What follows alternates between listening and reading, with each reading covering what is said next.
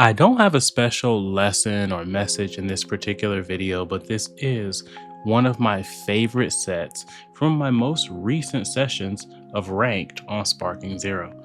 And one of the reasons why it's my favorite is because this match has really everything that I ever hoped for in a match. I like fighting good players. I like fighting players that are better than me. I like the opportunity to, it's almost like, remember when Dracula, Hawkeye, Mihawk sent that Getzig Potential at Whitebeard and said, I just want to measure the distance between that man and the rest of us. That is how I feel when I get an opportunity to go up against somebody that may be S4, S3, and I'm barely pushing the outskirts of A rank. That feels good to me. And the reason why is because it does exactly what ultimately happens in this match towards the end. The first two rounds, it's clear. There's a big difference between us. But then I just have like one moment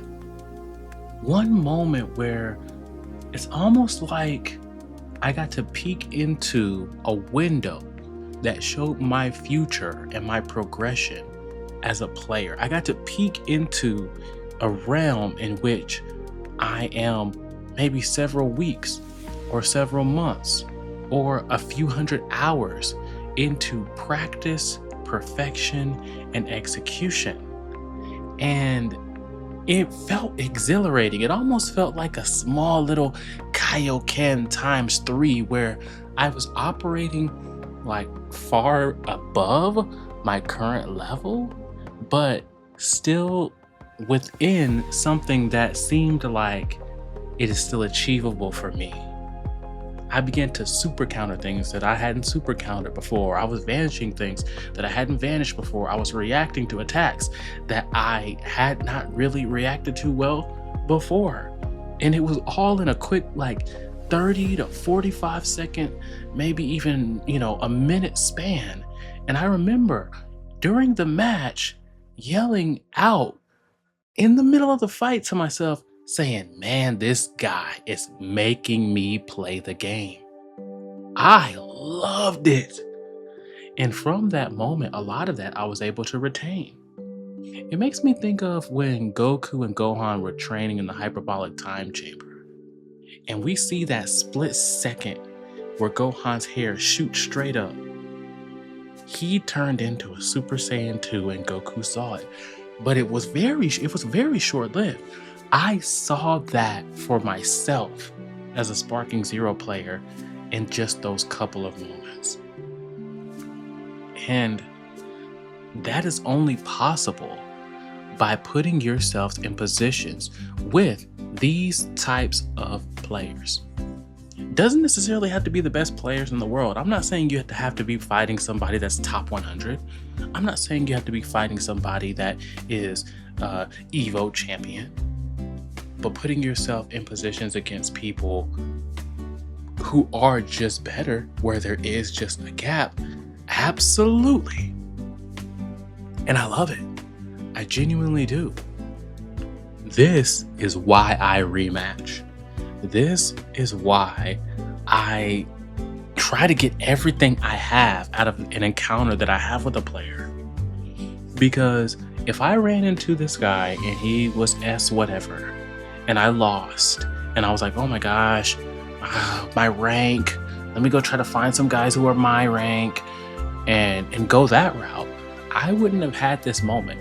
And everything that I've been able to accomplish over the last few weeks, I don't think that it would have been possible if I didn't layer some of what happened in this match in the foundation of what I have been doing going forward.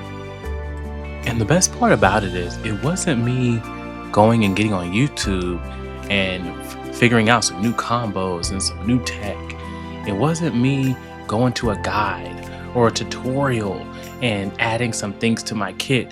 It was just me fighting and allowing the environment of the fight to force growth. It's me watching him and saying, this is what he's doing. I need an answer for this right now. I don't have time to go look it up on a YouTube video. I don't have time to go to Threads. I don't have time to go to X. I don't have time to go to a Facebook group and say, what do I do about this? I have to fight right now. That to me is just, it's so fun. It's so exciting. And I lose all 3 matches, by the way. I lose all 3 of them.